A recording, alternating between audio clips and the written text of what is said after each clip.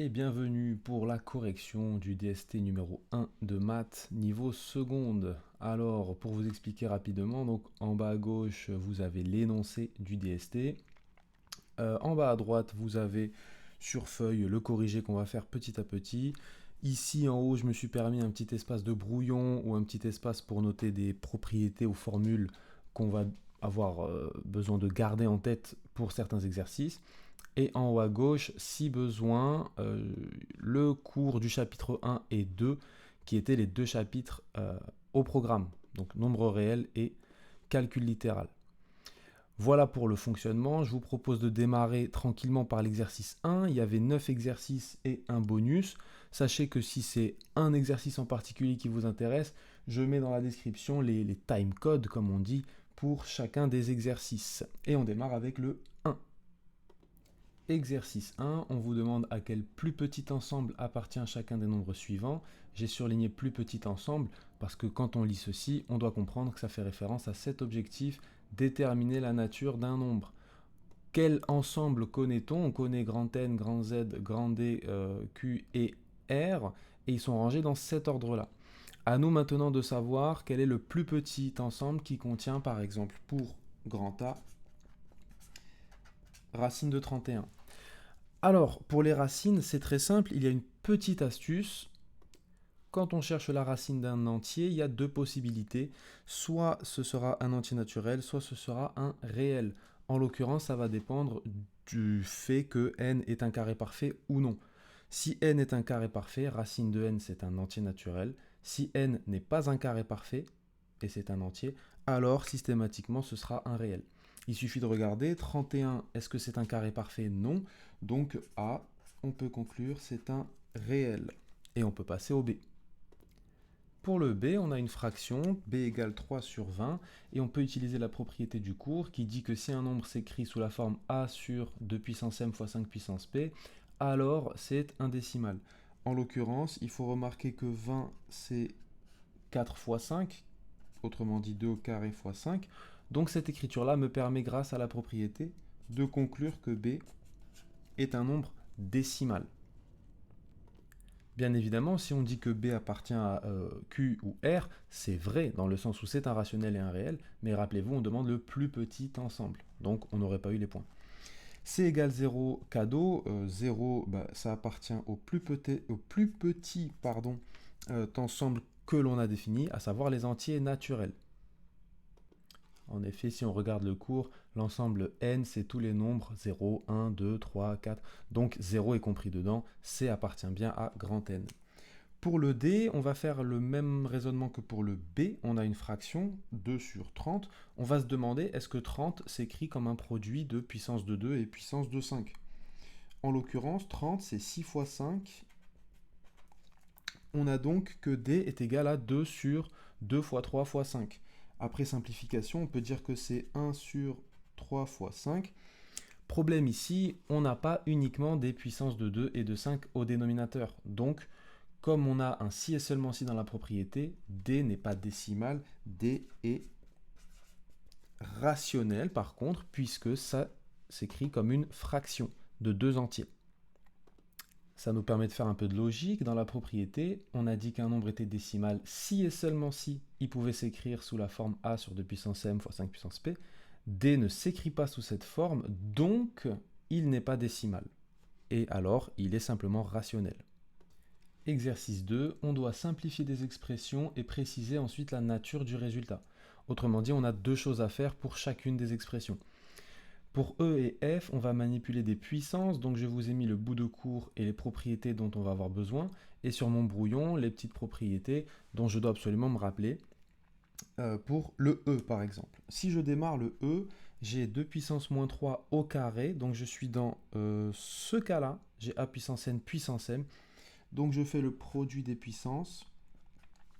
6 au cube, je sais déjà que je vais essayer de décomposer en produit de facteur premier. 6, c'est 2 fois 3, donc ça me donne 2 au cube fois 3 au cube. Ici, j'utilise une propriété qui n'est pas sur le brouillon, mais qui dit que si j'ai AB puissance n, c'est A puissance n fois B puissance n. Autrement dit, la puissance d'un produit, c'est le produit des puissances. Donc, on a ça au numérateur, et au dénominateur 25, je sais que c'est 5 au carré, je connais mes carrés parfaits, et 0,0003, attention, ce n'est pas 3 puissance moins 4. Souvent, on a tendance à faire l'erreur.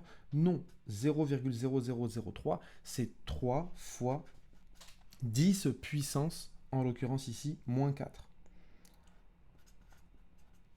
Et si on détaille, 10, c'est 5 fois 2. Donc, comme je sais que je veux décomposer en produit de facteur premier, je peux déjà simplifier en haut 2 puissance moins 6 fois 2 puissance 3, 2 puissance moins 3, fois 3 au cube, sur 5 au carré fois 3, fois 10 puissance moins 4, c'est donc 2 puissance moins 4 fois 5 puissance moins 4.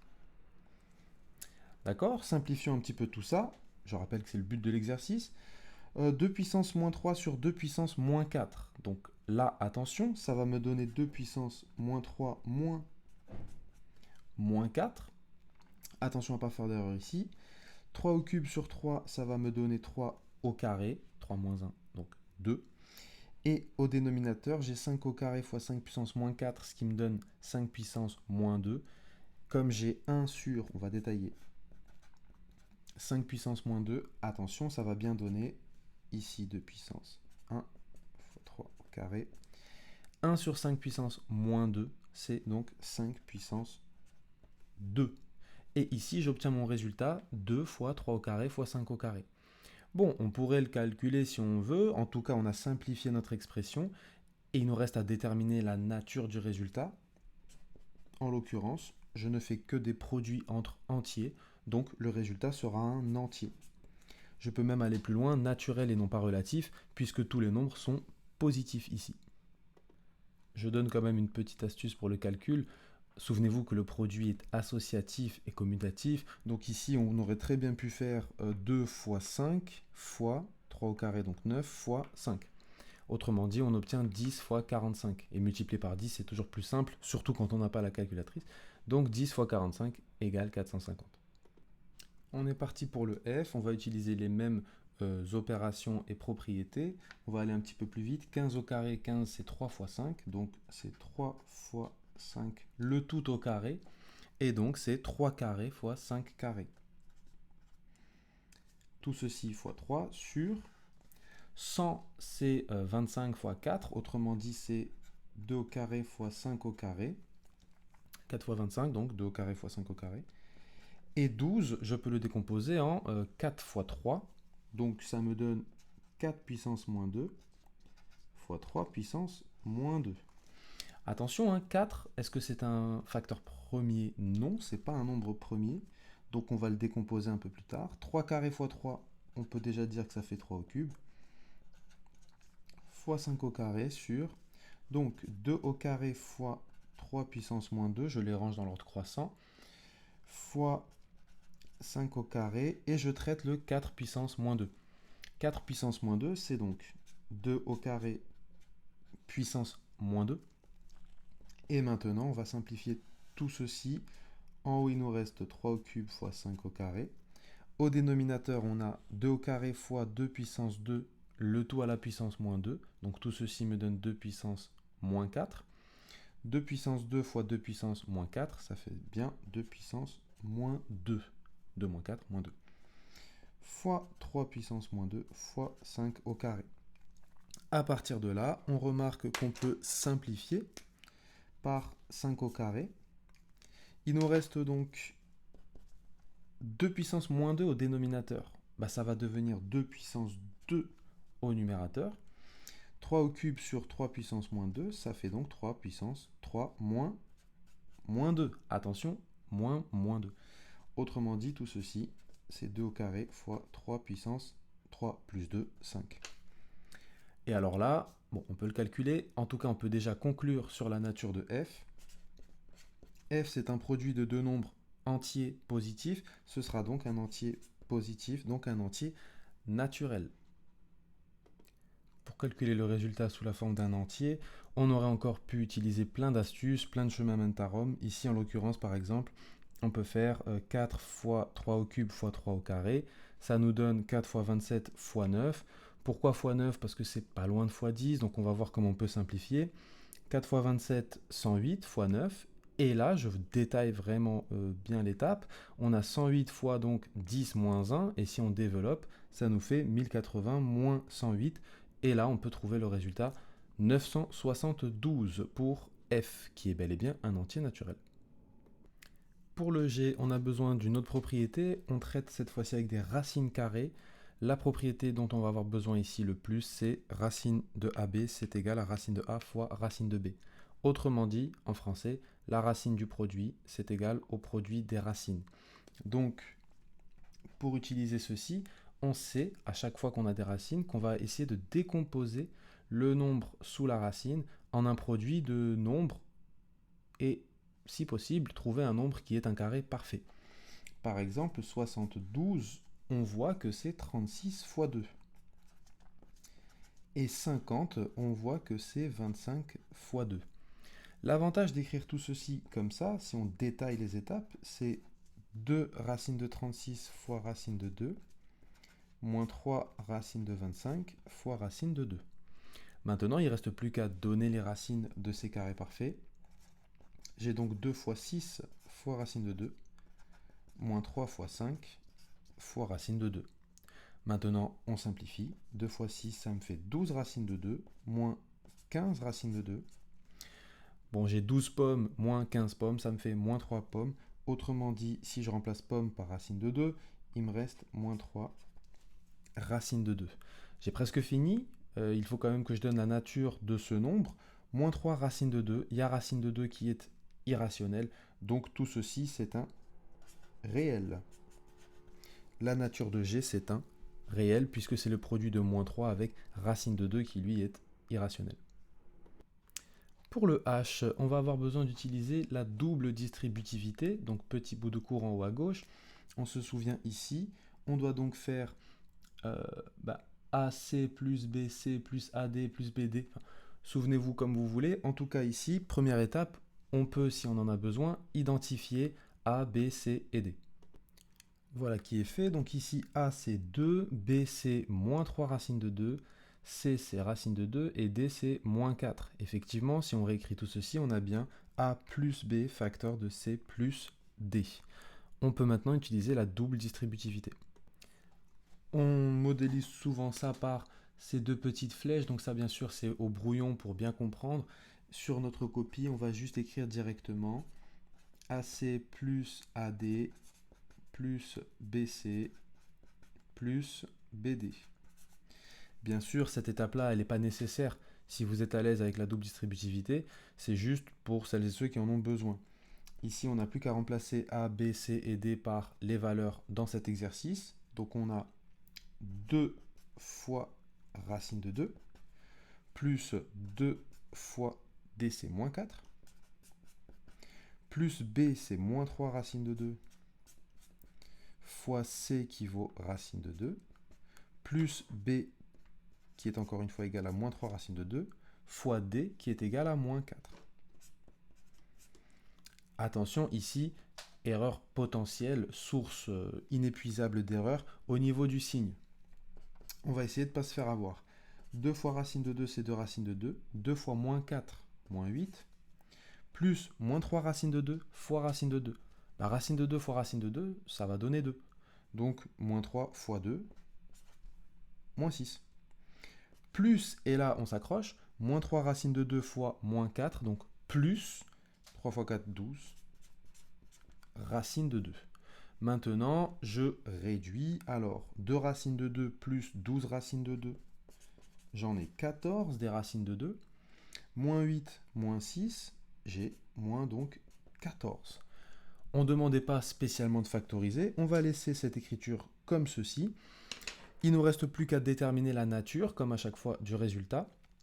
Et bien ici, c'est intéressant. On a une différence entre un nombre entier naturel et un nombre qui lui est réel, puisqu'il y a racine de 2. Et bien dès qu'il y a racine de 2, si je ne peux pas simplifier, mon nombre h ici sera réel. Et on a fini pour le petit h. Pour le i, on a besoin de l'expression conjuguée que j'ai notée ici. J'ai mis le petit rappel de cours sur la méthode en haut à gauche. Donc ici, rappelez-vous, on ne veut pas de racine au dénominateur. Comment on s'en débarrasse? Grâce à la quantité conjuguée. J'ai fait apparaître la quantité conjuguée de mon dénominateur, comme c'est racine de 15 moins 3, son conjugué c'est racine de 15 plus 3. Maintenant, il faut donc que je multiplie au numérateur et au dénominateur, autrement dit toute ma fraction, par cette fameuse expression conjuguée. Autrement dit, voilà ce qui va se passer. J'ai multiplié au numérateur et au dénominateur par la même expression, donc c'est toujours égal. Et cette fois-ci, j'insiste bien sur ce produit-là, ces deux produits.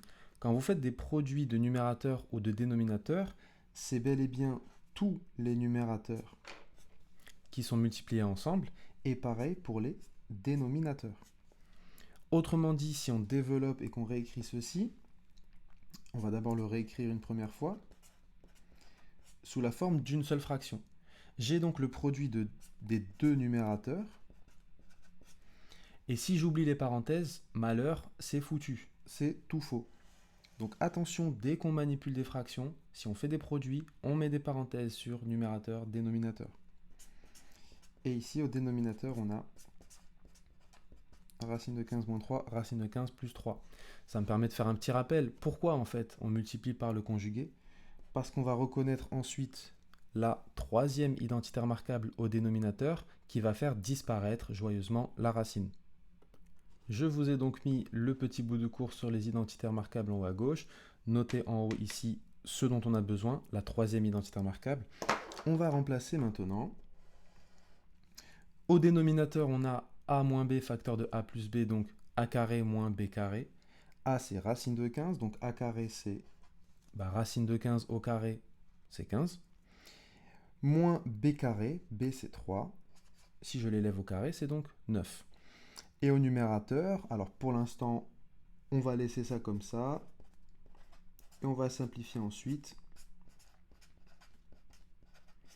J'en profite, petit rappel, dès que j'ai une fraction, il faut bien évidemment que mon trait de fraction recouvre tout mon numérateur et mon dénominateur. J'ai réécrit notre fraction. On avait donc 15 moins 9, donc ça nous a donné 6 au dénominateur. Et au numérateur, on va encore utiliser la double distributivité. On va un petit peu plus vite cette fois. On a donc 18 fois racine de 15 plus 18 fois 3. Moins 5 racine de 15 fois racine de 15. On peut aller un petit peu vite. 5 racine de 15 fois racine de 15, ça va donner moins 5 fois 15. Moins 5 racine de 15 fois 3. Autrement dit, moins 15 fois racine de 15. Le tout sur, encore une fois, 6 au dénominateur. Voilà pour l'instant ce qu'on a au numérateur. On va réduire ce qu'on peut réduire. Alors, au numérateur, 18 racines de 15 moins 15 racines de 15, il ne me reste que 3 racines de 15. 18 fois 3, alors 20 fois 3, 60, moins 6, 54.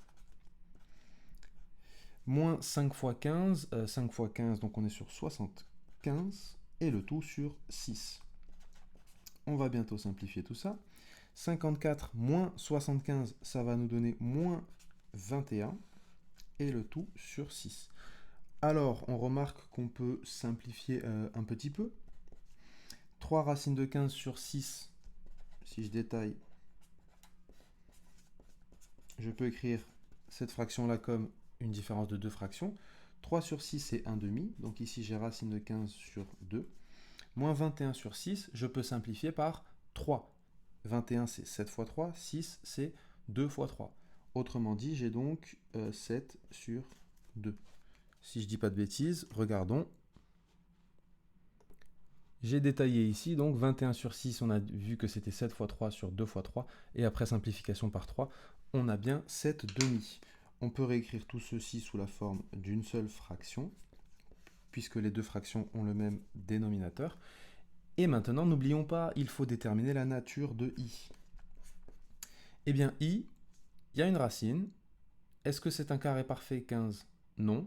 Donc ce nombre-là est au mieux réel. Et donc en fait, tout mon nombre i est au mieux réel. Ce que j'appelle au mieux, c'est autrement dit, le plus petit ensemble qu'on connaisse dans lequel il est, c'est les réels. Pour le j, on va avoir besoin de notre première identité remarquable. On la reconnaît ici. On a quelque chose plus quelque chose au carré. C'est donc la première identité remarquable. Il va falloir identifier qui joue le rôle de A, qui joue le rôle de B, et écrire la forme développée. Voilà qui est fait. Mon A, c'est joué par racine de 5 plus racine de 21, et mon B, c'est joué par racine de 5 moins racine de 21. La forme développée, c'est donc a carré plus 2ab plus b carré. Si je remplace tous ces nombres-là par ce qu'ils valent, a carré, ce sera donc une racine au carré, donc autrement dit que ce qu'il y a sous la racine. Je peux réécrire donc 5 plus racine de 21. 2ab, c'est donc 2 fois cette première racine, petit a, fois cette seconde racine. Racine de 5 moins racine de 21. Alors là, je suis un petit peu embêté, j'ai plus de place ici. On va quand même essayer de rajouter notre b carré. B, c'est une racine que j'élève au carré. Il ne reste que ce qu'il y a sous la racine. Autrement dit, 5 moins racine de 21. Parfait, pile poil. Ok, maintenant, voyons ce qu'on peut déjà simplifier. Vous avez peut-être remarqué qu'on a plus racine de 21 moins racine de 21. Merci, au revoir. Ça va se simplifier très très bien. Il va nous rester donc 5 plus 5, ça donne 10. Et là, c'est ce gros morceau dont on doit s'occuper. On a 2 fois racine de 5 plus racine de 21 fois racine de 5 moins racine de 21. Je vais mettre des parenthèses pour bien identifier le produit. Ici, comment on va pouvoir simplifier cette écriture-là? Alors, c'est peut-être pas évident, ça ne saute pas forcément aux yeux, mais si on remarque bien, en fait, on a un produit de 2 racines. J'ai réécrit la propriété qu'on a vue tout à l'heure avec des grandes lettres pour bien vous faire comprendre que ça marche aussi avec des expressions. Racine d'une première expression fois racine d'une seconde expression, c'est le produit, enfin c'est la racine du produit des expressions. Autrement dit, ici, on peut dire que cette racine fois cette racine, c'est une grande racine dans laquelle j'ai le produit des deux expressions. Autrement dit, 5 plus racine de 21 fois 5 moins racine de 21. Là, les parenthèses sont essentielles, sinon tout tombe à l'eau. Et maintenant, il fallait encore être astucieux, astucieuse, reconnaître ici la troisième identité remarquable, a plus b facteur de a moins b. Je l'ai remise ici sur l'ardoise.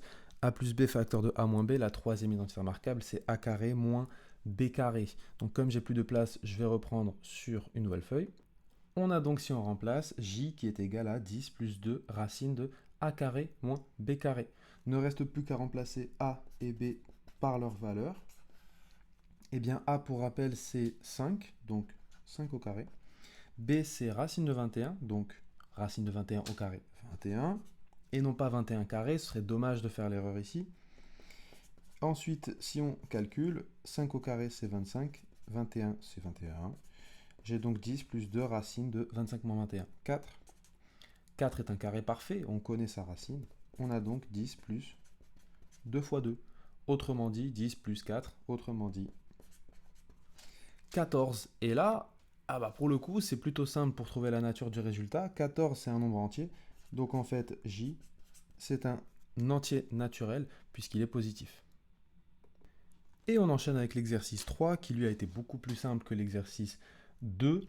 Donc on a deux nombres a et b qui sont réels et qui sont ni égaux ni opposés.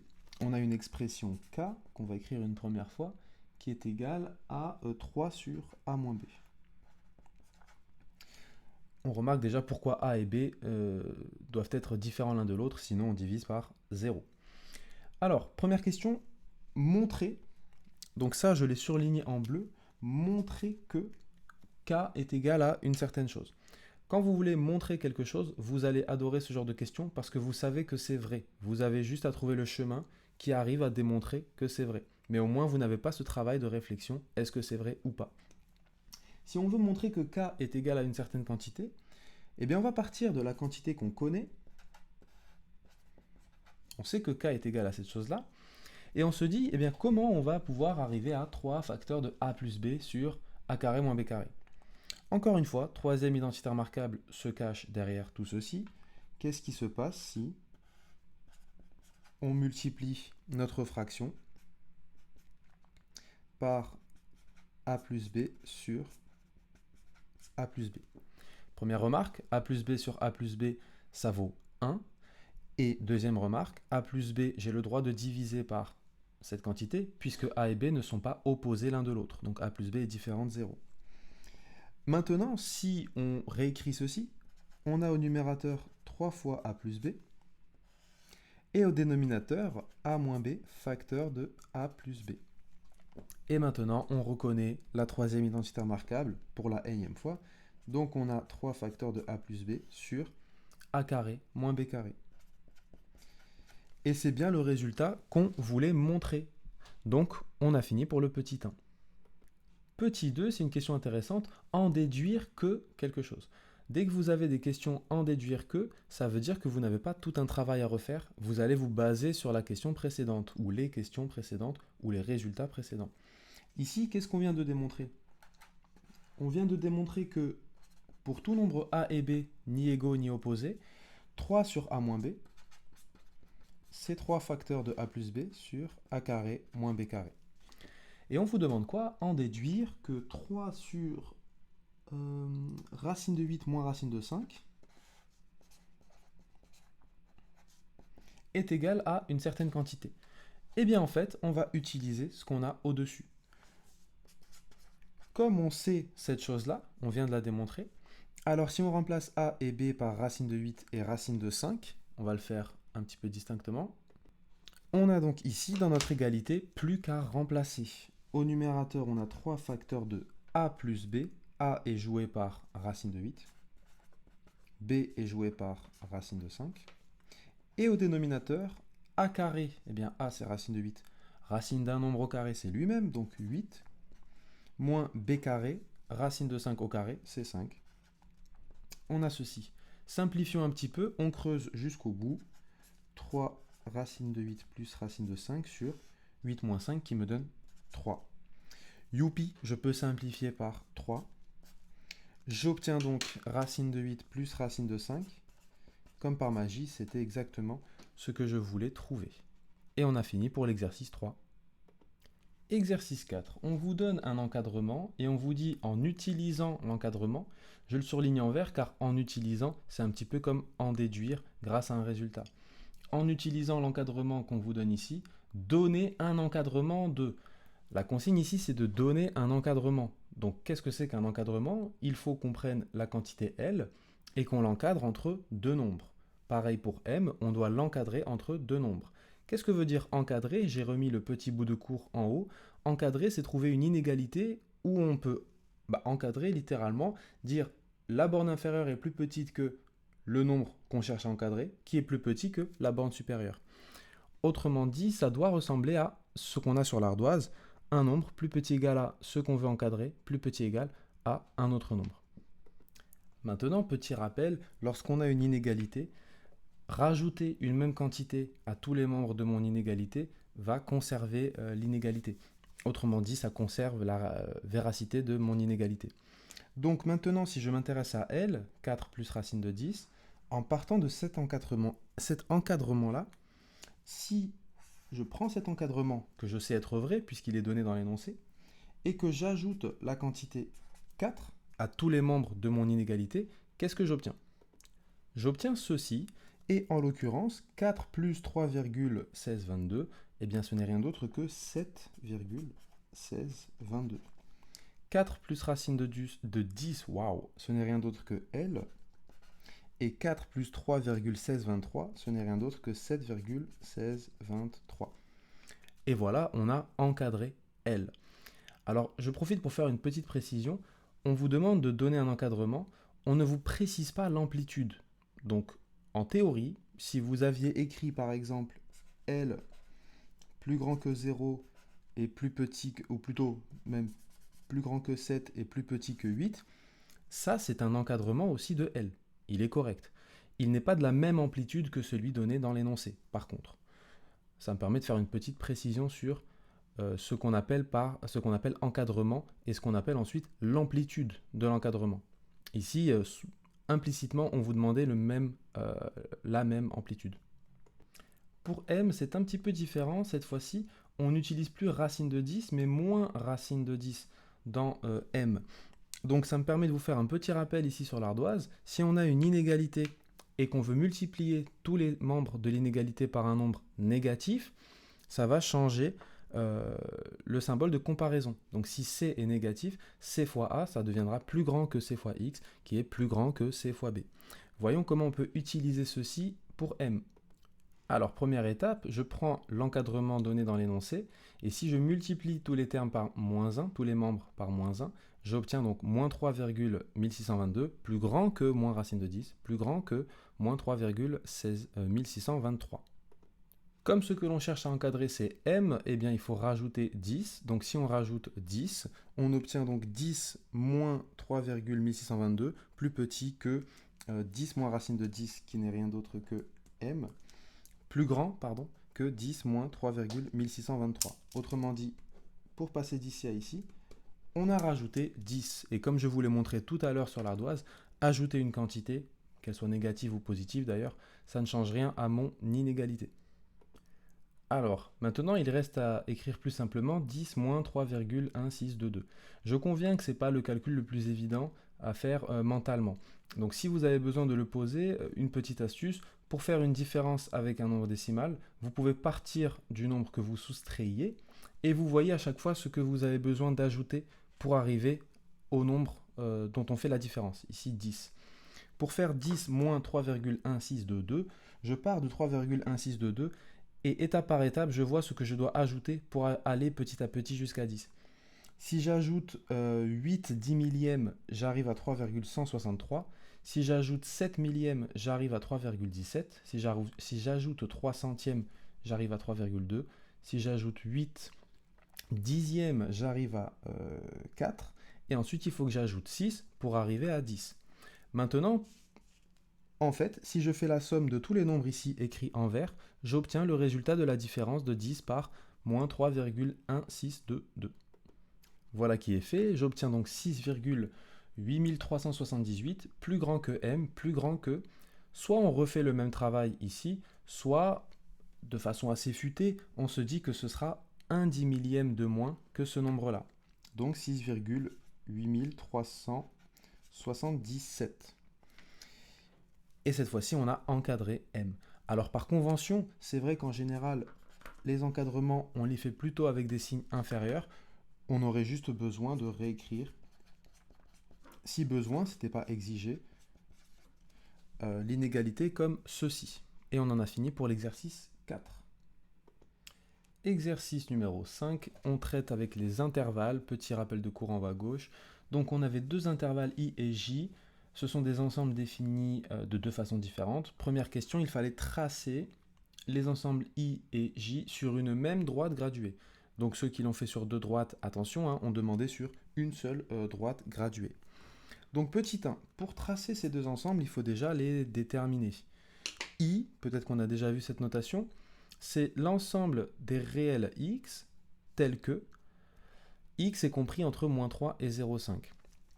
Alors, comme l'inégalité ici, elle est large, c'est ce que j'ai écrit sur l'ardoise, l'intervalle sera donc fermé des deux côtés. Donc, je sais déjà que tous les nombres entre moins 3 et 0,5 appartiennent à i. Je vais représenter ceci sur ma droite. Et voilà qui est fait. Mon ensemble i, c'est donc tous les réels entre moins 3 et 0,5. Comme l'inégalité est large, l'intervalle est fermé, donc je prends la valeur moins 3 et je prends toutes les valeurs jusqu'à 0,5. J'ai assuré, on aurait très bien pu tout colorier. En tous les cas, il fallait respecter le code couleur, I étant bleu. Alors, pour J, on a besoin de faire un petit rappel sur cette notation-là, sur l'ardoise, et sur le concept d'intervalle centré. Alors, le rappel de cours est en haut à gauche. Intéressons-nous surtout à cette inégalité-là, avec les valeurs absolues. Il faut bien comprendre ce que ça veut dire en français. Cette inégalité veut dire en français la distance entre x et m est strictement plus grande que r, la valeur r. Maintenant, si je regarde dans mon exercice, qui joue le rôle de m, qui joue le rôle de r? On va entourer explicitement. Voilà qui est fait. Si on traduit donc, ici, m est joué par 3 et r est joué par 5. Autrement dit, ce qu'il faut se dire dans la tête, c'est les réels qui appartiennent à J sont les réels X dont la distance avec 3 est strictement plus grande que 5. Première étape, pour savoir où sont ces réels, je situe l'équivalent de M, donc 3. Où est 3 sur ma droite graduée? 3 est ici. Ensuite, j'ai besoin de voir où sont les nombres qui sont à une distance de 5 de 3. Les voici ces nombres. À partir de 3, si je fais 5 pas, 5 unités à droite, j'obtiens la valeur 8, j'arrive sur 8. Et si je fais 5 unités à gauche, j'arrive sur moins 2. Autrement dit, si je veux les nombres qui sont à une distance au moins 5 de 3, il faut que je prenne tous les nombres qui sont plus grands que 8 et tous les nombres qui sont plus petits que, ici c'est moins 2. Et voilà donc les nombres qui appartiennent à J. Attention, on n'a pas fini, il faut qu'on précise les bornes. Est-ce qu'elles sont fermées ou ouvertes, les crochets? Comme je veux une distance strictement plus grande, le nombre 8 n'appartient pas à J, puisque sa distance avec 3, c'est égal à 5. Donc, je l'exclus. C'est symbolisé par ce crochet, puisque je prends tous les réels à droite. Ici, moins 2, pareil, il est exclu, puisque sa distance, elle est égale à 5. Nous, on veut une distance strictement plus grande. Donc, il est exclu. C'est dans ce sens, cette fois-ci, puisqu'on prend tous les réels à gauche. Et on a donc tracé les ensembles I et J. J'en profite juste pour écrire, c'était pas demandé, mais J, on peut l'écrire comme une union d'intervalles, puisque c'est deux intervalles dont on fait la réunion. On prend l'intervalle de moins l'infini à moins 2, exclu, union l'intervalle de 8 à plus l'infini. Cette union d'intervalles représente J. Deuxième question, on s'intéresse à l'intersection de I et J, représentée chez moi en orange, et l'union de I et J, représentée en marron. Petit rappel de cours en haut à gauche, l'intersection c'est équivalent à et, autrement dit, il faut que j'appartienne à mon premier intervalle et mon second intervalle, et l'union c'est symbolisé par ou. Il faut que j'appartienne à mon premier intervalle ou mon deuxième intervalle. On a un petit schéma qui représente bien, on a ici donc en haut à gauche I en rouge, J en bleu. L'intersection c'est les nombres qui sont à la fois rouge et bleu, donc ici ça fait du vert, bon c'est pas de la peinture. Et l'union, I ou J, c'est ceux qui appartiennent soit au rouge, soit au bleu, soit évidemment aux deux. C'est comme dans la phrase fromage ou dessert, on peut tout à fait prendre un fromage ou un dessert, et les deux. On a le droit aussi de prendre les deux. Regardons ici alors en orange, on va tracer l'intersection. Eh bien, quels sont les nombres qui sont à la fois bleu ciel et noir ici? Je regarde, ce sont juste les nombres qui sont ici, si je regarde bien, entre moins 3 et moins 2. Et comme je dois appartenir aux deux ensembles, il faut que j'appartienne à la ligne noire et à la ligne bleue. Les bornes vont me poser problème. Il faut que je me demande, est-ce que moins 3 est inclus ou non? Moins 3, il appartient à I, il appartient à J, donc je prends moins 3 dans mon intersection. Moins 2, il appartient à I, par contre il n'appartient pas à J. Donc comme il doit appartenir aux deux, malheureusement on ne le prendra pas. Et donc on peut conclure ici, l'intersection de I et J, c'est l'intervalle de moins 3 à moins 2, avec moins 2 qui est exclu. Et faisons pareil pour I union J. Alors, il faut que je regarde sur ma droite les nombres qui sont soit noirs, soit bleus.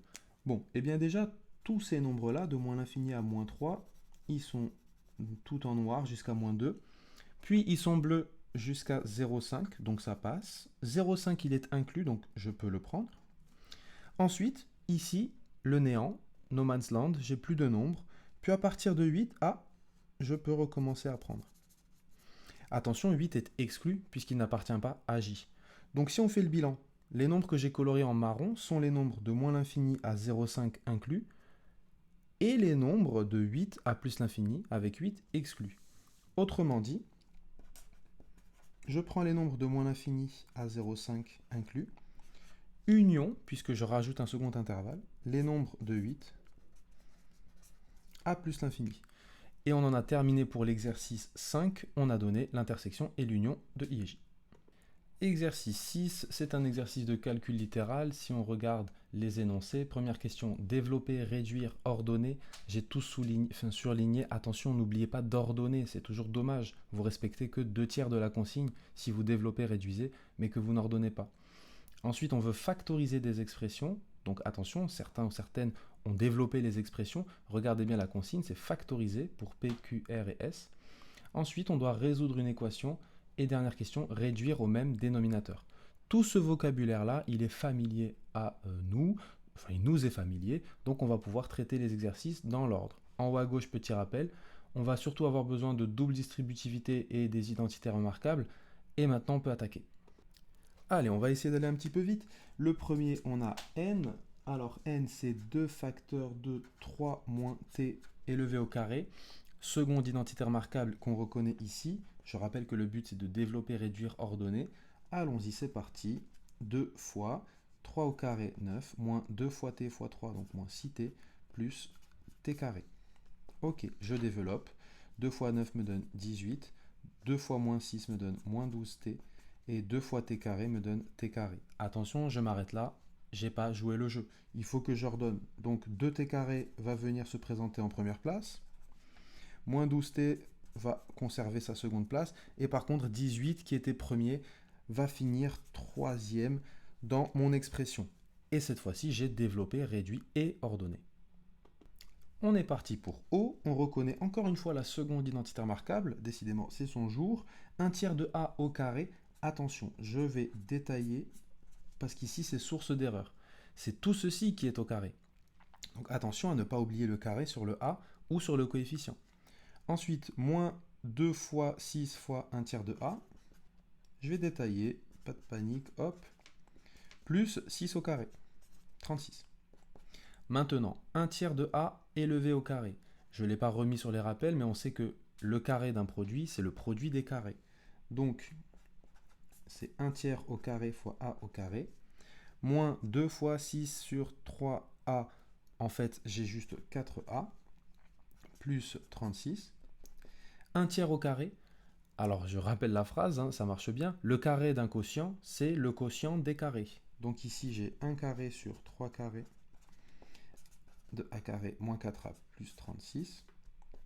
Et maintenant, 1 au carré, c'est lui-même. 3 carrés, c'est 9.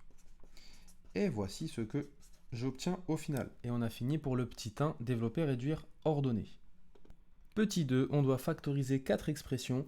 Pour factoriser, il y a 3 réelles possibilités. Soit on reconnaît un facteur commun évident, soit on reconnaît une identité remarquable, soit on n'en reconnaît pas et donc on en fait apparaître une. C'est le troisième cas, identité remarquable apparue.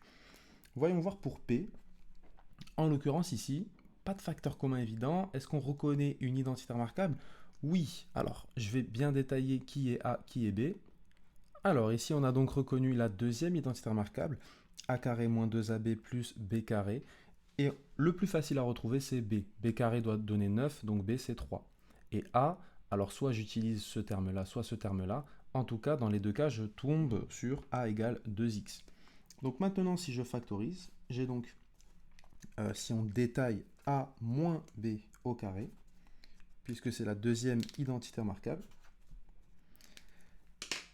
Et quand on simplifie ça, en remplaçant les lettres par leur valeur, A c'est 2x, B c'est 3. Et voilà, on a factorisé. Un petit conseil, quand vous factorisez, si vous avez du temps à la fin, au lieu de vous tourner les pouces ou de rendre la copie un peu plus tôt, essayez de développer ce que vous avez obtenu comme factorisation.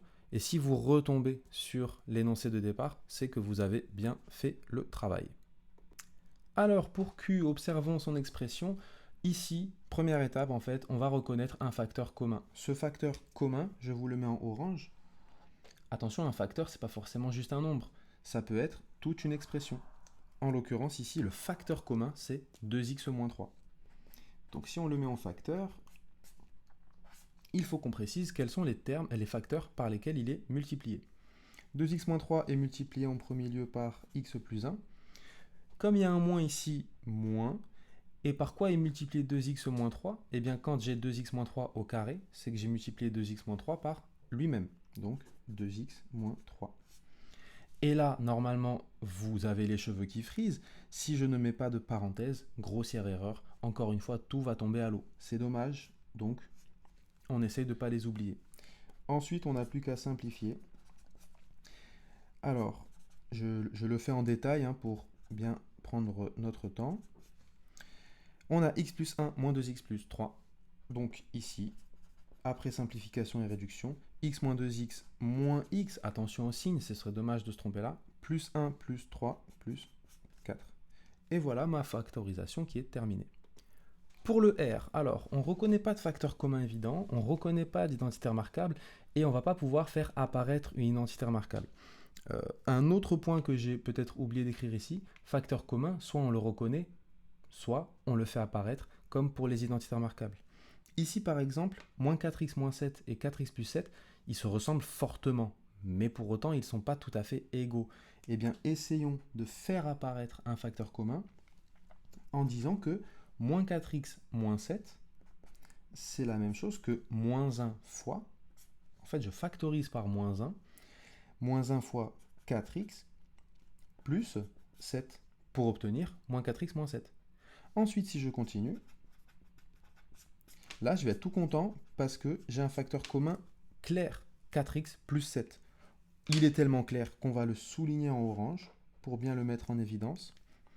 Et on va factoriser directement par 4x plus 7. Il est facteur de quoi ce 4x plus 7? Eh bien, moins 3 fois moins 1, c'est donc 3, plus 3x plus 5. Là, si vous avez les cheveux qui se hérissent parce que j'ai pas mis les parenthèses, comme on a un plus avant, ça va rien changer. Mais vous savez quoi? Pour adopter de bons réflexes, on va quand même les mettre. Mieux vaut être prudent que pas assez. Ça ne veut pas dire grand-chose, mais vous avez compris l'idée. Mieux vaut prévenir que guérir. 3 plus 3x plus 5, 3 et 5, 8, plus 3x. Et voilà notre facto qui est terminé. Alors peut-être qu'on peut, toujours dans cette idée d'ordonner, même si ce n'est pas demandé explicitement quand on factorise, écrire plutôt 3x plus 8 plutôt que 8 plus 3x. En tout cas, on en a fini pour R. Il nous reste le petit s. Alors, est-ce qu'il y a un facteur commun? Bof. Est-ce qu'on peut en faire apparaître un? Bof, bof. Est-ce qu'on reconnaît une identité remarquable? Oui, si on a l'œil affûté, aiguisé. En fait, dans ce genre de situation, dès que vous avez besoin de factoriser, ayez toujours ce truc en tête qu'un nombre peut cacher un carré. 4, ce n'est rien d'autre que 2 au carré. Donc ici, en fait, j'ai 2 au carré moins 5x plus 3 au carré. Et souvenons-nous, quand on a a carré moins b carré, on a la troisième identité remarquable. Donc, je vais quand même détailler ici qui joue le rôle de A, qui joue le rôle de B. 2, c'est donc A. Et qui joue le rôle de B? Eh bien, si on regarde bien, alors on va le faire en rouge. B, c'est toute cette expression-là. Souvenez-vous, hein, le rôle de A et de B, ce n'est pas forcément un nombre, ça peut être une expression. Donc, si on factorise, ça fait A moins B, facteur de A plus B. Autrement dit, on va obtenir quelque chose comme ceci, A moins B, facteur de A plus B. Maintenant, j'ai juste à remplacer A et B par les valeurs numériques dans S. A, c'est 2, B, c'est 5x plus 3. Et donc, voici ce que j'obtiens. Là, si vous avez les cheveux qui se hérissent, je suis content, car effectivement, quand j'ai fait moins B, j'ai oublié de mettre des parenthèses. Enfin, j'ai oublié. En tout cas, je veux insister sur le fait que si on les oublie, tout est faux.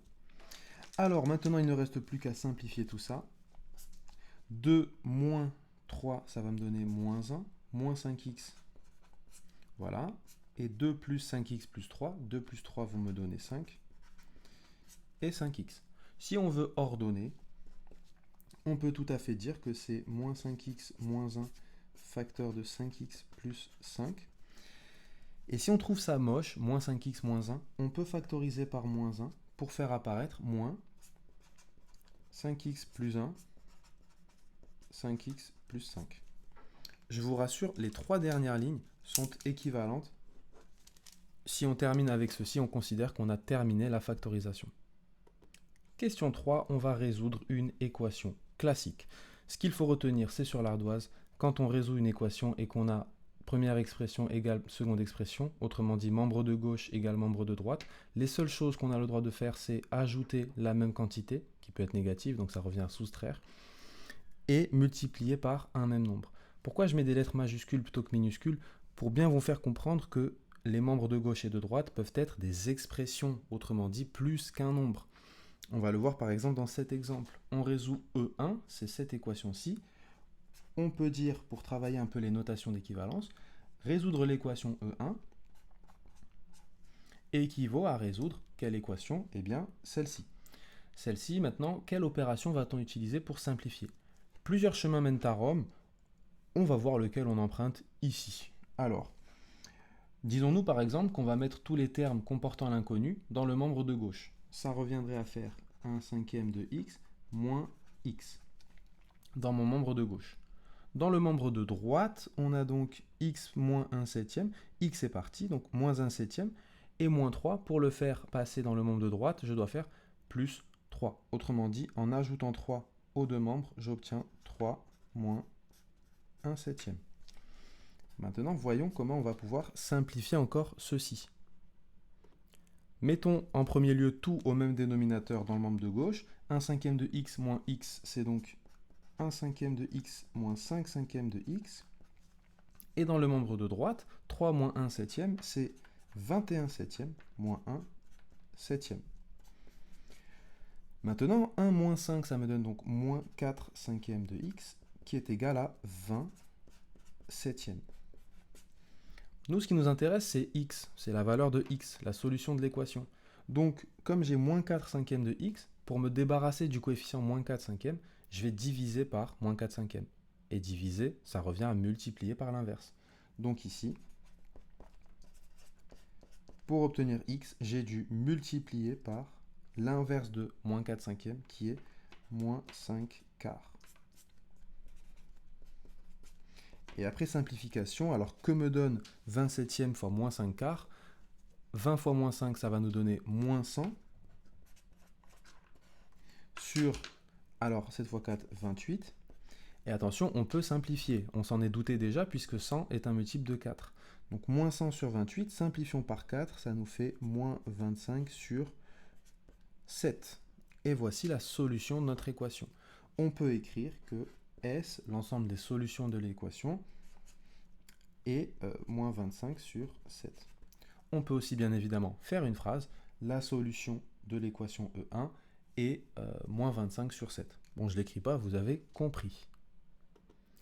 Pour le petit 4, on doit mettre au même dénominateur, réduire au même dénominateur. Autrement dit, on a besoin d'un petit rappel sur les fractions en haut à gauche et sur l'ardoise, ce qui va nous intéresser. A sur C moins B sur D, si je mets au même dénominateur, c'est AD moins BC sur CD. Alors, nous, l'expression qui nous intéresse, c'est T, qui est égal à, alors ça s'appelle bien T, oui, 1 sur x moins 1, moins 1 sur x. Alors, on va détailler un petit peu ce calcul. Alors ici, qui joue le rôle de A, B, C et D?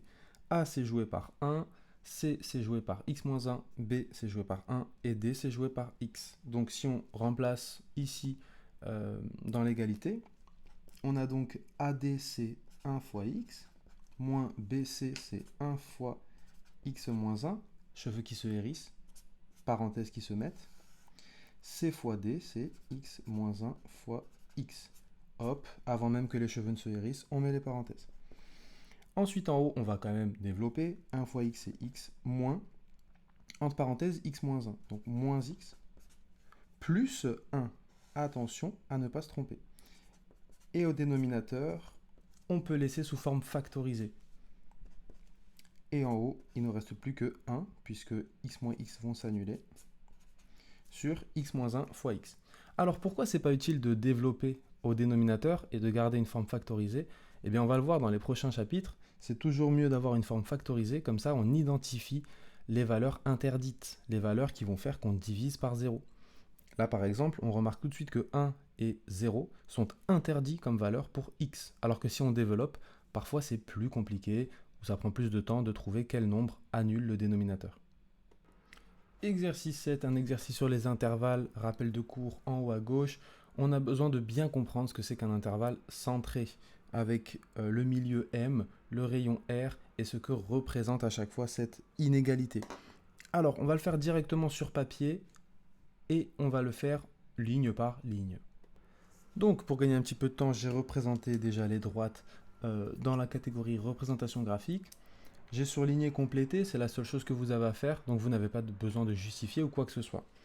À chaque fois, on va se baser sur une case pour compléter les partenaires de la ligne.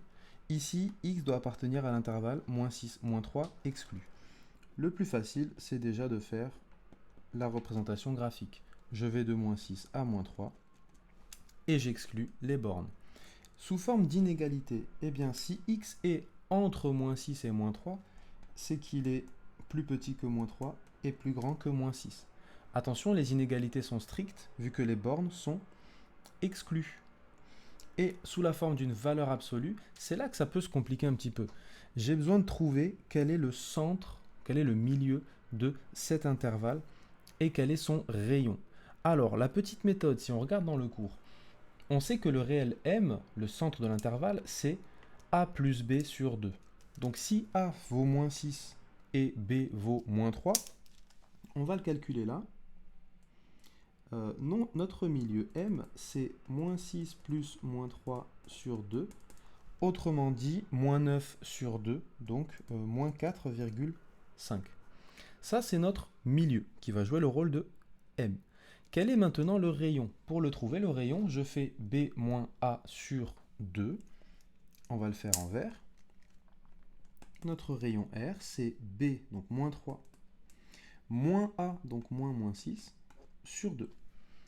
-3 moins -6, ça fait -3 plus 6, il reste 3 sur 2, 1,5. Maintenant qu'on a tout trouvé, attention à ne pas se tromper sur le signe, plus ou moins, et le symbole, strictement plus grand, strictement plus petit, plus grand ou égal, plus petit ou égal. Ici, on a x, tac, tac, tac, quelque chose, tac, tac, tac, le rayon, qui est 1,5. Pour savoir si c'est strictement plus grand ou plus petit, eh bien, je me réfère à mon intervalle. Les nombres sont entre -6 et -3. Donc la distance par rapport au milieu, elle est plus petite que le rayon. Et ce, strictement. Et comme mon milieu, c'est -4,5, si je fais x moins mon milieu, je fais x plus 4,5. Et voilà comment on complète la première ligne du tableau. On est parti pour la seconde, on va essayer d'aller un petit peu plus vite. On a un intervalle, ou plutôt une union d'intervalles. On va la représenter déjà graphiquement. Tous les réels jusqu'à -1, c'est ces nombres-là. Union, tous les réels plus grands que 9, c'est ces réels-là. Ici, vous allez me dire, mais on ne peut pas avoir un intervalle centré. En fait, on a deux intervalles. Comment on fait? Bon, déjà, on va faire inégalité. Vous voyez ici, il y a entre parenthèses S, parce qu'on n'est pas obligé d'écrire sous la forme d'une seule inégalité. Une union, on peut la traduire par deux inégalités. Quels sont les nombres x qui appartiennent à ce qui est assuré ici? Ce sont les nombres qui sont plus petits que -1 ou les nombres qui sont plus grands que 9. Le U de union a une très forte connotation OU en français. Donc ici, l'union, je la traduis directement comme ceci. Maintenant, pour ma valeur absolue, c'est là que ça va peut-être un petit peu se corser, il faut que je trouve le symbole de l'inégalité, mon milieu et mon rayon. Déjà, comme c'est une union, on remarque bien que si je prends le milieu de mes deux bornes, je prends que les nombres qui sont plus loin que le rayon. Et ce, est-ce que c'est de façon stricte ou large? Comme les bornes sont inclus, c'est de façon large. Autrement dit, quand est-ce que la distance entre x et mon milieu sera plus grande ou égale? Pourquoi? Parce que si je prends -1 par exemple, il est inclus dans l'union, et en fait sa distance elle est égale au rayon. Pour trouver le milieu, on va faire comme en haut, on l'avait fait en bleu. Ce qui joue le rôle des bornes ici, c'est -1 et 9. Donc pour trouver le milieu, on fait -1 plus 9 sur 2. En l'occurrence, -1 plus 9, ça me donne 8 sur 2, 4. Hop, et le rayon, je dois faire B moins A sur 2, donc 9 moins -1 sur 2. Autrement dit, je trouve 5. Alors, il ne me reste plus qu'à remplacer x moins mon milieu 4 est plus grand ou égal à mon rayon 5. Et on a fini pour la deuxième ligne. On enchaîne la classique, valeur absolue de x plus grand ou égal à racine de 3. Alors, une valeur absolue plus grande ou égale, c'est toujours une union d'intervalles. Et il faut que je vois ceci comme x moins 0, la valeur absolue de x. Donc en fait, qu'est-ce que ça représente? La distance de x par rapport à 0, elle est au moins égale à racine de 3. Et ce, que ce soit à gauche ou à droite de 0. Donc je prends tous ces nombres-là. Ça, c'est pour la représentation graphique. Maintenant, je peux traduire ceci par deux inégalités, x plus petit que moins racine de 3 ou x plus grand que racine de 3.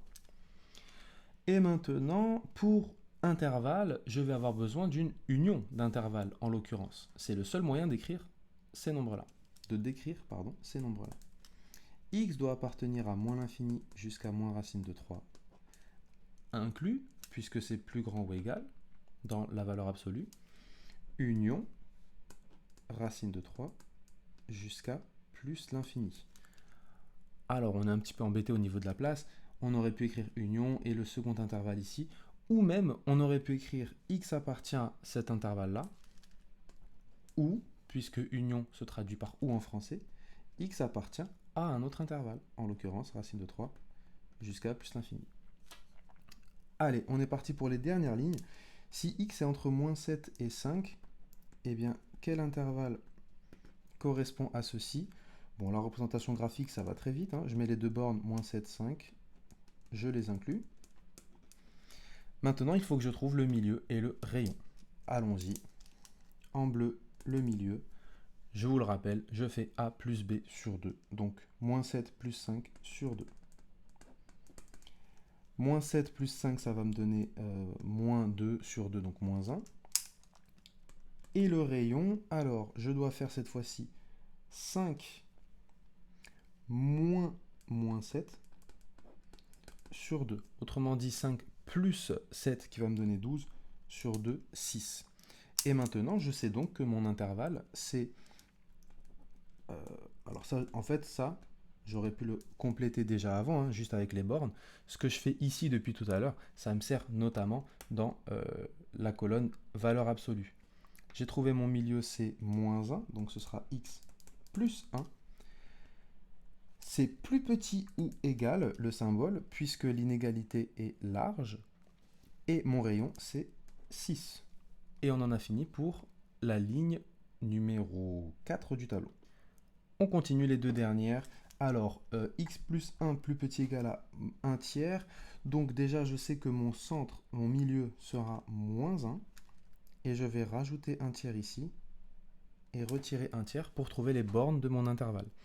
Moins 1 plus 1 tiers, ça me fait moins 3 tiers plus 1 tiers, donc moins 2 tiers. Et moins 1 moins 1 tiers, ça va me donner moins 4 tiers. L'inégalité est large et elle est inférieure ou égale, donc je prends les nombres qui sont entre moins 4 tiers et moins 2 tiers. Je peux le traduire par cet intervalle-là. X appartient à moins 4 tiers, moins 2 tiers. Les bornes sont fermées, les crochets sont fermés puisqu'ils sont inclus. Et au niveau de l'inégalité, x est plus petit que moins 2 tiers et plus grand que moins 4 tiers. Le dernier, alors certains ont compris que l'intervalle était tracé en noir, donc c'était de moins l'infini à moins 2, union 5 plus l'infini. Attention, ce n'était pas forcément clair, ce qu'on voulait c'était l'intervalle en rouge, c'est pour ça que les bornes sont écrites en rouge. Passons, si on a compris ceci, x doit appartenir à l'intervalle moins 2, 5, où on exclut les bornes. Si on écrit avec une inégalité, eh bien on met juste les bornes, moins 2 et 5. Et c'est dans cette case-là qu'on a besoin d'utiliser le milieu et le rayon. Alors, essayons de le faire comme tout à l'heure, on va appliquer la même méthode. Le milieu, c'est moins 2 plus 5 sur 2, autrement dit 3 demi, qu'on peut écrire 1,5. Et notre rayon, quant à lui, c'est b moins a sur 2, donc 5 moins moins 2 sur 2. Ça fait 5 plus 2 sur 2. Ça fait 7 sur 2, donc 3,5. Maintenant, il ne me reste plus qu'à remplacer x moins m, donc moins 1,5, doit être plus petit strictement, vous comprenez, hein, vu que les bornes sont exclues cette fois, que notre rayon qui est 3,5. Et on en a fini pour ce tableau et pour l'exercice numéro 7. Exercice 8, on avait un champ rectangulaire avec une certaine longueur, etc., des conditions sur le périmètre et sur l'aire, et on vous demande, je surlignais ça en jaune, donner un encadrement de x et préciser l'intervalle auquel x appartient. Donc deux tâches à réaliser, donner l'encadrement et préciser l'intervalle. Donc pour l'instant, juste un petit rappel sur les formules de périmètre et d'aire dans le cadre d'un rectangle. Ensuite, on va voir comment traiter l'énoncé, puis surtout donner l'encadrement et l'intervalle. Alors, premièrement, un petit peu de manipulation de calcul littéral. On va traiter en deux colonnes notre périmètre et notre R. Notre périmètre, comment peut-on l'exprimer? Eh bien, en développant, on obtient 2x plus 160. Et notre R, eh bien, elle est déjà assez bien réduite, c'est 80x. Quelles sont les conditions qu'on a sur ce champ? Le périmètre doit être inférieur à 260 mètres, mais alors dans l'inégalité, pas besoin de préciser l'unité. Et à noter que inférieur, si on ne précise pas strict, ça dépend. On peut traduire inférieur large, inférieur strict. L'idée, c'est d'être cohérent dans l'énoncé. Donc si on vous dit inférieur au niveau du périmètre et de l'aire, eh bien il faut que si inférieur, vous considérez que c'est inférieur strict, supérieur, vous considérez que c'est supérieur strict. On va considérer des inégalités larges, puisqu'en soi, 260 mètres, ça respecte la consigne. Et l'aire doit être supérieure, quant à elle, à combien? 3000 mètres carrés. Alors, résolvons ces deux inéquations. On a P plus petit que 260, donc ça c'est équivalent, alors je ne peux pas le mettre ici, mais on va l'appeler ça I1, première inéquation. Attention à la rédaction, donc l'inéquation 1, elle est équivalente à 2x plus 160 plus petit que 260. Autrement dit, 2x doit être plus petit que 100. Autrement dit, x doit être plus petit que 50. Voilà la condition sur la largeur, pour que le périmètre soit bien plus petit que 260. Observons ce qui se passe au niveau de l'aire. On veut que l'aire, donc ça c'est mon inégalité 2, soit plus grande que 3000. Donc cette inégalité 2, elle est équivalente à dire que 80x est plus grand que 3000. Autrement dit que x est plus grand que 3000 sur 80. Alors, donc x doit être plus grand que 300 sur 8. Ça donne un nombre décimal. Ça doit donner x plus grand que 37,5. Est-ce que je dis pas de bêtises? Non, c'est bon. Donc on a deux conditions que x doit respecter. Il doit être plus petit que 50 et plus grand que 37,5. Bien, maintenant qu'on a traité les données de l'énoncé, on les a manipulées. Revenons à ce qu'on vous demandait. Quel est votre but? Donner un encadrement de x. Eh bien, l'encadrement, on peut le donner ici. Encadrer, je rappelle, c'est dire x est plus grand que et plus petit que. Alors, x doit être plus petit que 50 et plus grand que 37,5. On a donné l'encadrement. Maintenant, si on veut traduire cette inégalité avec un intervalle, eh bien, rappelez-vous, c'est ce qu'on a fait dans l'exercice 7 juste avant, avec le tableau, on peut dire que x doit appartenir à quel intervalle? Eh bien, 37,5 jusqu'à 50, et j'inclus les bornes, puisque je suis parti du principe que les inégalités étaient larges. Si vous aviez considéré des inégalités strictes, ici on aurait eu des intervalles ouverts, et ici une inégalité stricte. En tout cas, dans les deux cas, on en a terminé pour l'exo 8. Exercice 9, c'est un grand classique des maths, le fameux vrai ou faux. Étant donné qu'en maths, une proposition ne peut pas être ni vraie ni fausse, on doit savoir démontrer quand elle est vraie et on doit savoir déterminer quand elle est fausse à l'aide en général d'un contre-exemple. Donc ici, on vous demandait de dire si l'affirmation est vraie ou fausse. Vous vous doutez bien que ça ne suffit pas de dire vrai, faux. On vous demande de préciser quand c'est vrai avec une propriété ou une explication. Autrement dit, rationnellement, pourquoi? Démontrez-nous que l'affirmation est vraie. Et si c'est faux, un contre-exemple suffit. Alors, on va voir comment manipuler tout ça. Notre première phrase nous demande, pour tout entier k relatif, on nous dit que valeur absolue de k, c'est égal à moins k. Avant de partir dans une démonstration pour montrer que c'est vrai, ou chercher un contre-exemple pour trouver que c'est faux. Première chose, première étape, l'étape numéro 0 même, c'est conjecturer, se faire une idée dans sa tête de est-ce qu'on pense intuitivement que ça va être vrai ou faux. Comme ça ensuite, le chemin qu'on empruntera, il aura plus de chances d'être le bon. Ici, intuitivement, une valeur absolue, est-ce que c'est toujours l'opposé du nombre? Ah bien, on se doute bien que non. On va faire un petit rappel de cours sur la VA. Voilà, la valeur absolue. Rappelez-vous, cette valeur absolue, elle est définie, on voit ça en haut à gauche, comme valeur absolue de x égale x s'il est positif, ou moins x s'il est négatif. Donc on se doute bien qu'en fait, ce ne sera pas toujours moins k. Donc, comme c'est faux, on a besoin de trouver un contre-exemple. Ben pour quel entier ça ne va pas marcher, ça? Réfléchissons, si je prends valeur absolue de 5, est-ce que c'est moins 5? Non, valeur absolue de 5, c'est égal à 5, donc c'est différent de moins 5. Le contre-exemple est tout trouvé. On peut rédiger en disant, par exemple, pour k égale 5, quand vous faites un contre-exemple, il faut préciser la valeur que va prendre la variable dans la proposition. Vous dites ici, par exemple, pour k égale 5, on a valeur absolue de k, c'est valeur absolue de 5 qui vaut 5. Et d'un autre côté, moins k, c'est moins 5. Or, 5 est différent de moins 5, donc en fait, l'affirmation est fausse. Puisqu'elle est fausse pour un seul exemple, ça suffit de dire qu'elle est fausse tout court. C'est comme si je vous dis « toute l'année, il a plu », eh bien cette phrase est fausse dès lors que un seul jour dans l'année, il n'a pas plu. On a fini pour le petit 1. Petit 2, l'assertion c'est la suivante. On vous dit pour tout x réel, valeur absolue de moins x au carré égale moins x carré. Pour répondre à ceci, pareil, intuitivement déjà, est-ce qu'on pense que c'est vrai ou faux? Eh bien, si on connaît son cours, on sait, avec les propriétés qui sont ici en haut à gauche, qu'une valeur absolue, c'est toujours positif. Vu que ça représente une distance, en fait. C'est la distance à 0 du nombre a. 1 carré, c'est toujours positif. B au carré, c'est toujours positif, peu importe le réel B. Donc ici, on a un problème déjà. On a une valeur absolue, qui est censée être positive, qui doit être égale à l'opposé d'un carré. Un carré, c'est positif, donc l'opposé du carré, c'est négatif.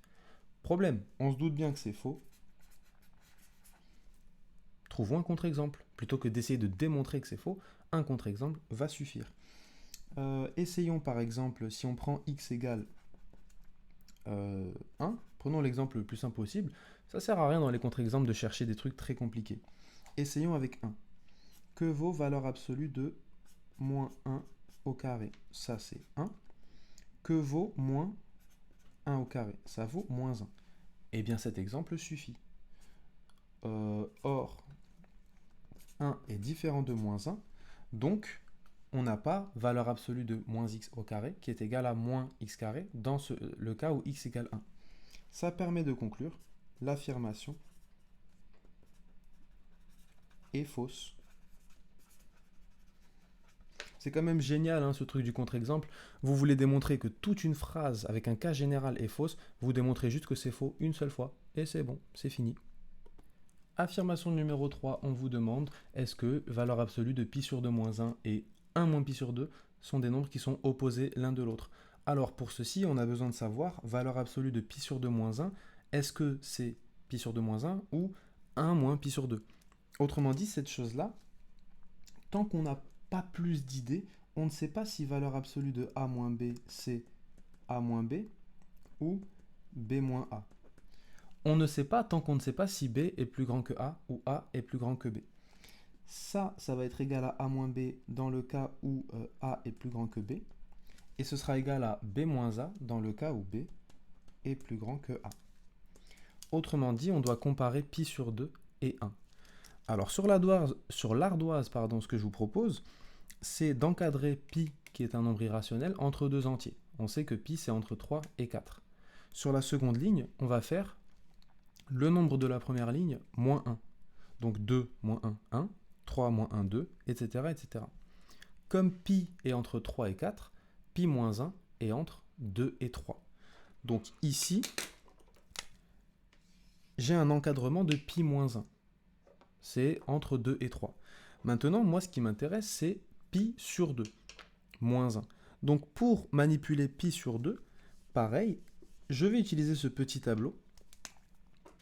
Si je sais que pi est entre 3 et 4, eh bien dans la deuxième ligne, je vais tout diviser par 2 pour voir ce que vaut pi sur 2, ou plutôt encadrer pi sur 2. 2 divisé par 2, 1. 3 divisé par 2, 1,5. 4 divisé par 2, 2. 5 divisé par 2, 2,5. Autrement dit, je sais que pi sur 2 est entre 1,5 et 2. Donc si je fais moins 1, ce sera entre 0,5 et 1. Autrement dit, c'est positif. Donc comme pi sur 2 moins 1 est positif, la valeur absolue de cette chose-là, c'est juste elle-même. Et donc maintenant, ça me permet de conclure. L'opposé de valeur absolue de pi sur 2 moins 1, c'est l'opposé de pi sur 2 moins 1. Puisque valeur absolue de pi sur 2 moins 1, c'est égal à cette chose-là. Et donc, c'est moins pi sur 2 moins 1, qui est égal en fait à moins pi sur 2 plus 1. Cette chose-là, je peux l'écrire autrement. 1 moins pi sur 2. Donc en fait, l'assertion, elle est vraie, puisque on a bien que valeur absolue de pi sur 2 moins 1 et 1 moins pi sur 2 sont opposés l'un de l'autre. Question 4. Alors ici, attention, il y avait plusieurs pièges dans lesquels on pouvait tomber. On vous parle de deux nombres, 5 racine de 2 moins 7 et 7 plus 5 racine de 2. Et on vous dit qu'ils sont inverses l'un de l'autre. Le premier réflexe que vous pouvez avoir, c'est de vous dire, non, visiblement, c'est à peine s'ils sont opposés. En fait, ils ne sont même pas opposés, parce que 5 racine de 2, j'ai pas moins 5 racine de 2. En fait, au lieu de partir dans des idées farfelues, on va juste vérifier. Prenons le nombre 5 racine de 2 moins 7 et calculons son inverse. Donc, si on pose a égale 5 racine de 2 moins 7, l'inverse de a, c'est 1 sur a. Calculons-le pour voir ce que ça vaut. Eh bien, 1 sur a, c'est donc 1 sur 5 racine de 2 moins 7. Qu'est-ce qu'on a dit quand on a une racine au dénominateur, roulement de tambour, on multiplie par la quantité conjuguée. Donc, petit rappel sur l'ardoise, et en haut à gauche. Donc ici, ça revient à multiplier par 5 racine de 2 plus 7 au numérateur et au dénominateur. Et ensuite, si on développe ceci, ça nous donne 5 racine de 2 plus 7 sur 5 racine de 2 moins 7. Hop, 5 racine de 2 plus 7. Pas de cheveux qui se hérissent, on a bien mis les parenthèses. On reconnaît ici maintenant troisième identité remarquable. Je rappelle, c'est là l'idée de la quantité conjuguée, c'est supprimer cette racine au dénominateur. Donc j'ai 5 racine de 2 plus 7 sur, on va bien détailler qui est A, qui est B. On a donc A qui vaut 5 racine de 2 et B qui vaut 7. Et on a bien A moins B facteur de A plus B. Donc ici j'ai A carré moins B carré. Autrement dit, 5 racine de 2 plus 7 sur 5 racine de 2 au carré. Ça fait 25 fois 2, donc 50. Moins B au carré, B vaut 7 au carré. Il vaut 49. 50 moins 49, ça vaut 1. Donc tout ceci, c'est égal à 5 racine de 2 plus 7 divisé par 1, autrement dit 5 racine de 2 plus 7.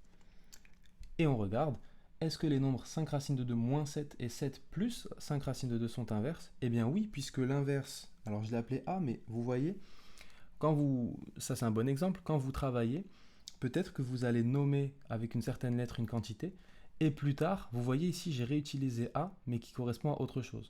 Pour éviter ce genre de confusion, je vais l'appeler grand A, le nombre dont je veux l'inverse. Comme ça, je suis sûr qu'il n'y a pas de différence. Ok. Et maintenant, eh bien, l'inverse de 5 racine de 2 moins 7, c'est 5 racine de 2 plus 7. Donc, l'affirmation, elle était en fait vraie, contre toute attente, puisque c'est vrai qu'au départ, on ne se doute pas une seule seconde que ça va être correct. Pourtant, ça l'est. Et on termine en beauté avec le bonus. Pour s'amuser un petit peu, on vous parle de deux concepts mathématiques, la moyenne arithmétique et la moyenne géométrique. Donc elles sont définies comme dans l'énoncé. On vous remarque que ce sont des fonctions à deux variables. Je prends la moyenne de deux nombres, que ce soit arithmétique ou géométrique. Alors, et maintenant, on va faire dans l'ordre les questions. Petit 1, il suffisait de calculer et comparer. Donc vous voyez deux tâches à réaliser. N'oubliez jamais, quand vous avez un certain nombre de tâches, n'en faites pas une de moins. C'est dommage, vous n'avez pas fait tout ce qu'on attendait de vous. Ici, on doit calculer et comparer A 9, 4 et G 9, 4. Autrement dit, hein, la moyenne arithmétique de 9 et 4 et la moyenne géométrique de 9 et 4. La moyenne arithmétique, c'est ce qu'on connaît. On fait 9 plus 4 sur 2. Ça me permet de faire un petit rappel. C'est comme pour trouver le milieu dans les intervalles centrés. Et c'est exactement comme pour calculer votre moyenne. Si j'ai 8 et 12, je ne me le souhaite pas, ma moyenne c'est 8 plus 12 sur 2. En fait, c'est 10. Donc, ce petit calcul me donne 13,5, autrement dit 6,5. Moyenne géométrique, je remarque que je dois faire la racine du produit des deux nombres. C'est donc racine de 36 qui vaut 6. Je n'oublie pas de comparer, sinon j'ai oublié une étape. Et j'ai donc la moyenne arithmétique qui est plus grande. Cette fois-ci c'est vrai, voyons si ça va se généraliser. On vous demandait ensuite de calculer, comparer A de 2,32, si je ne dis pas de bêtises, et G de 2,32. Alors 2 plus 32 sur 2, ça fait 34 sur 2, donc 17. Maintenant 2 fois 32, dont je prends la racine, ça fait racine de 64. Et ne laissez pas ça comme ça, vous connaissez vos carrés parfaits. Donc par pitié, on simplifie. C'est 8. On a encore une fois que la moyenne arithmétique est plus grande que la moyenne géométrique. On commence à se dire, tiens, une première fois c'était le cas, une seconde fois c'était le cas. En fait, c'est toujours le cas. Non, trop tôt pour conclure. Quand c'est trop tôt pour conclure, on va faire ce qu'on appelle une conjecture. On conjecture que la moyenne arithmétique est plus grande que la moyenne géométrique pour A et B réels. Il me semble qu'il n'y a pas de problème.